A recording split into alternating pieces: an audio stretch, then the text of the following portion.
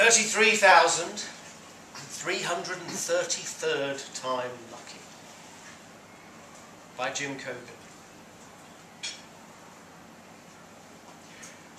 Fail number 1.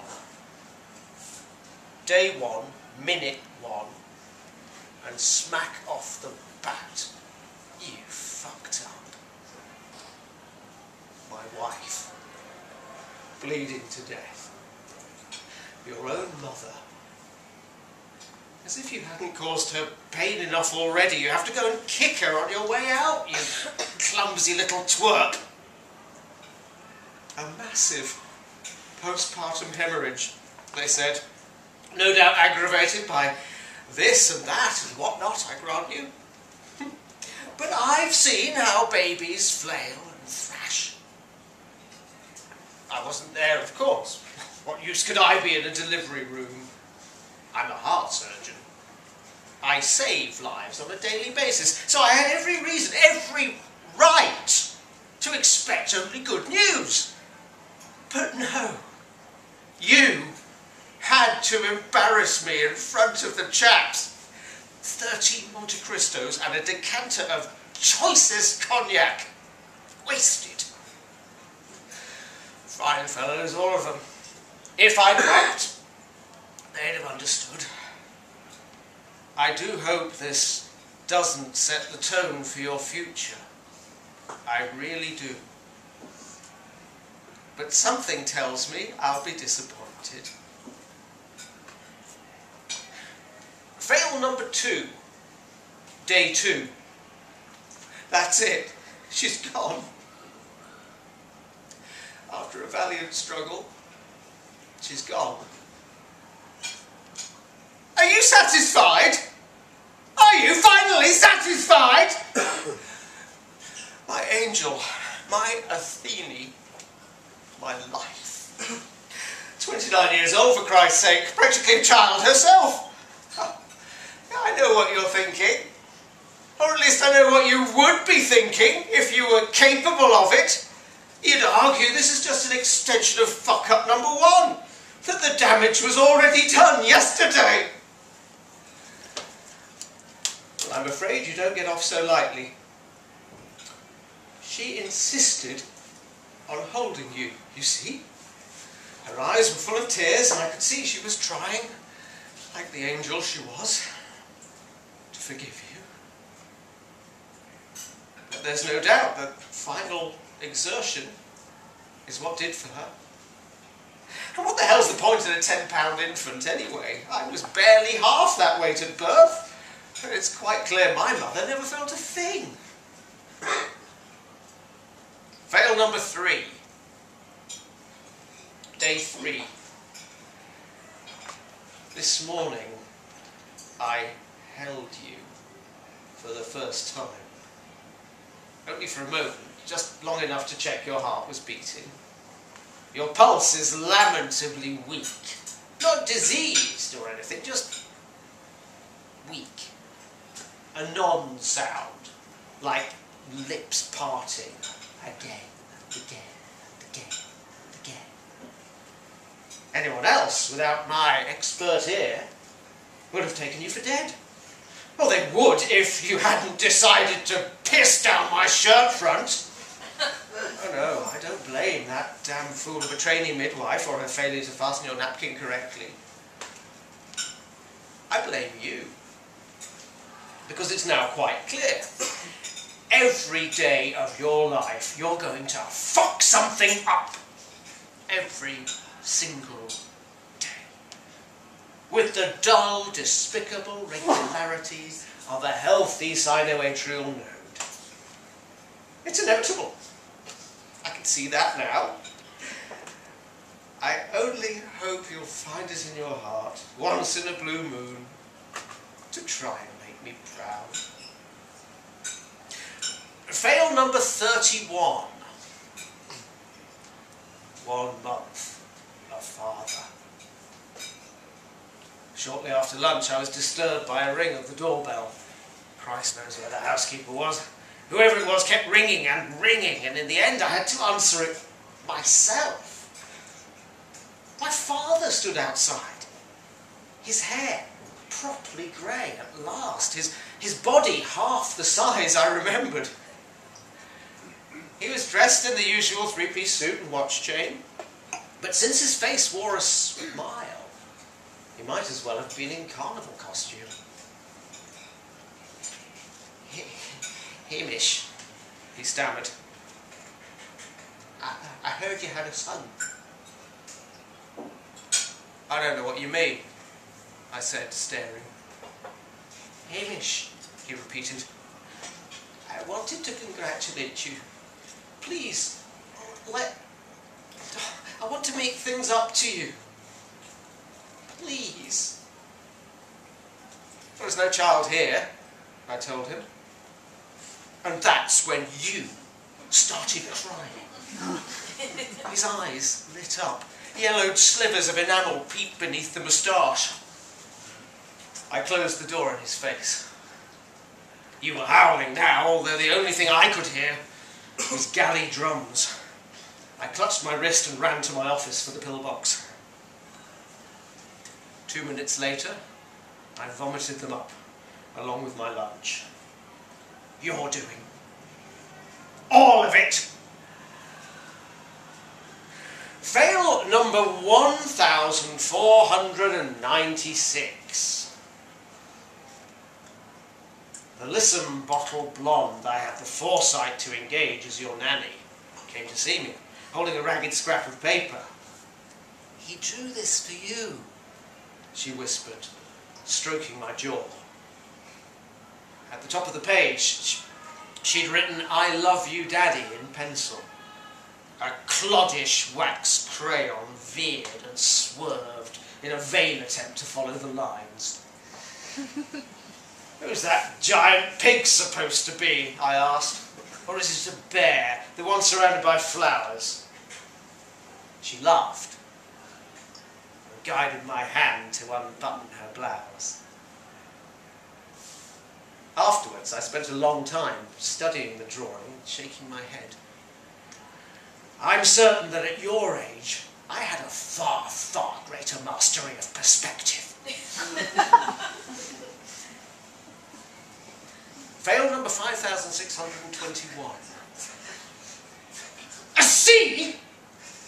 In woodwork? Might as well have never taken the subject, you dolls!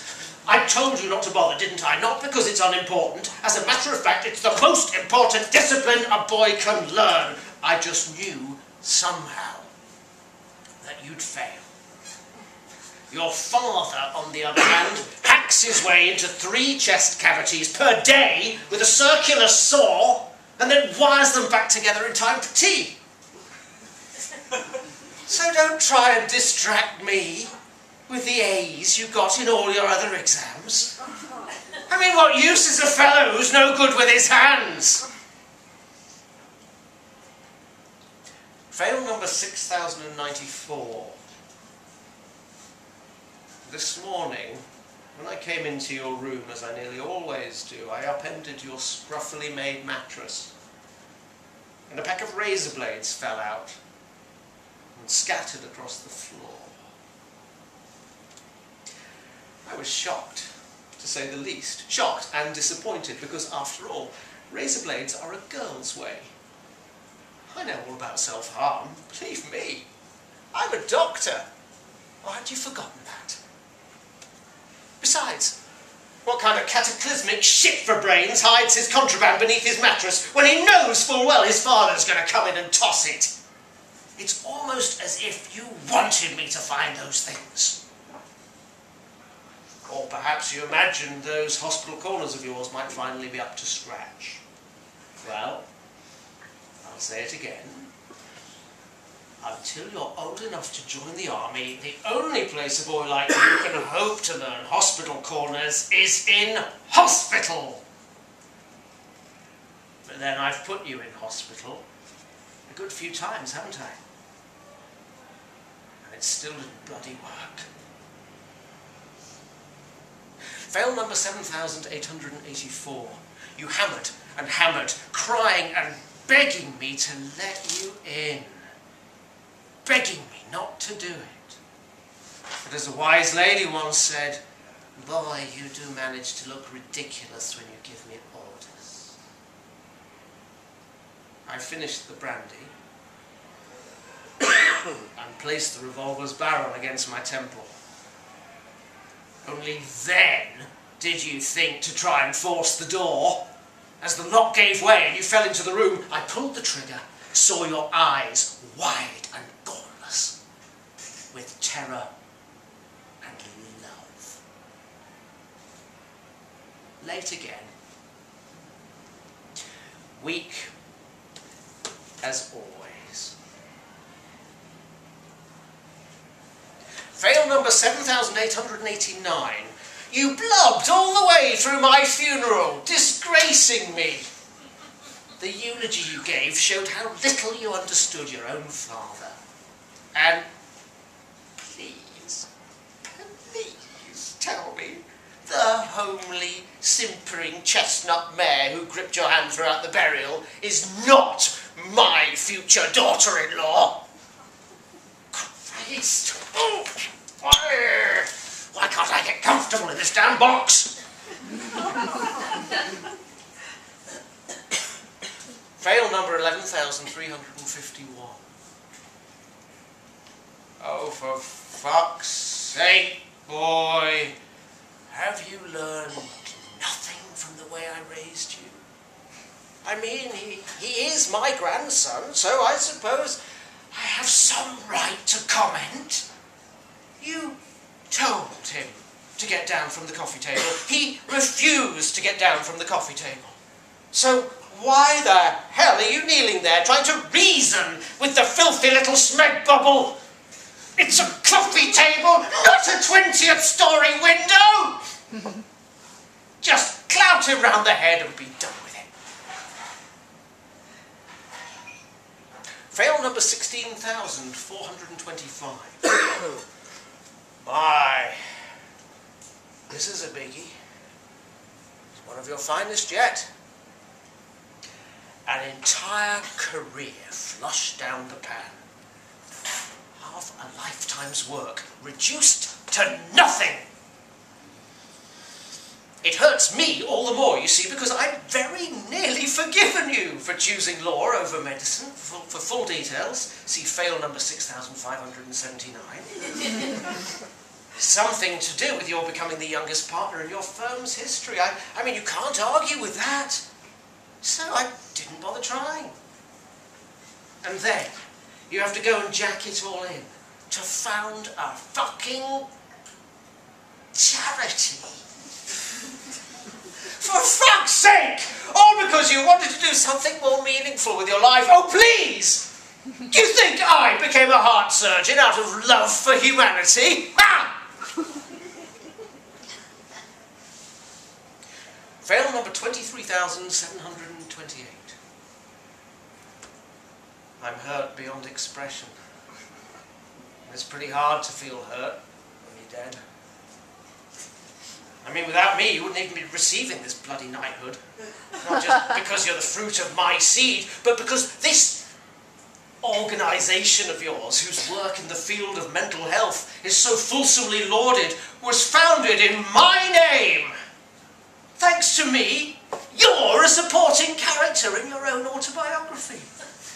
That's quite some achievement, and one I don't shy away from.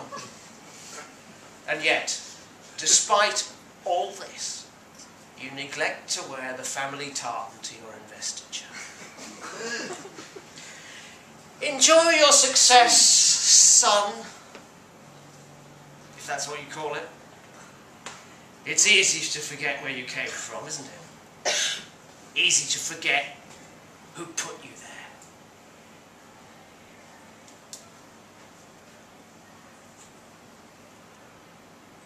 Fail number 33,333, aka success. Oh. Okay. I like what you did there. No nonsense, no fanfare, no histrionics, no hysterics. just stopped breathing. In your 92nd year, lying in the same bed you've slept in for 60 plus years with your wife and 3 children, your 7 grandchildren and 2 great-grandchildren, all there with you, clustered round the bed. Plenty of crying, but you couldn't really call it sorrow. Plenty of smiles and holding hands. A glowing obituary destined for every one of tomorrow's broadsheets. Makes my own demise look somewhat vulgar by comparison, I'll admit that.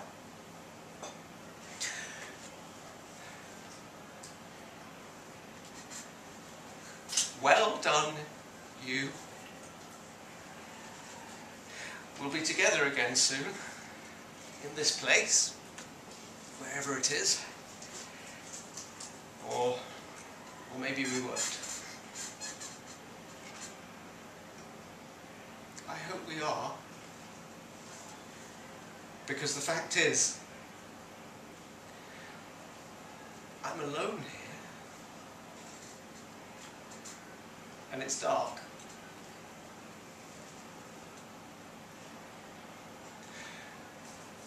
I love you so.